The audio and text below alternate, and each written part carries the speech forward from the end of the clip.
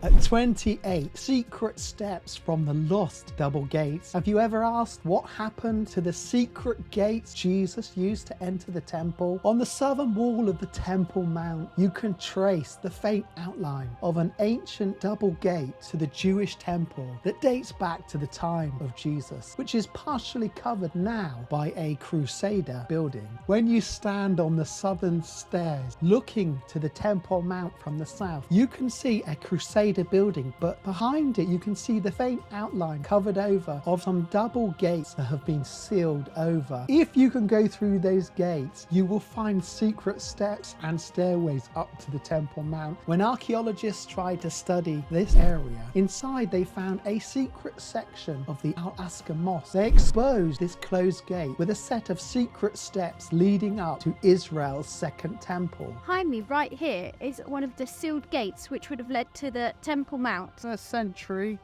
this here is the original stones that Christ and his disciples would have walked up. Behind me here is a tiny part revealing the two double holder gates. The rest of the gates are hidden behind the Crusader building. Steps up to the temple are staggered. Now these steps are the modern ones, but they're based on the original, which are down there. This is a large step and a small step.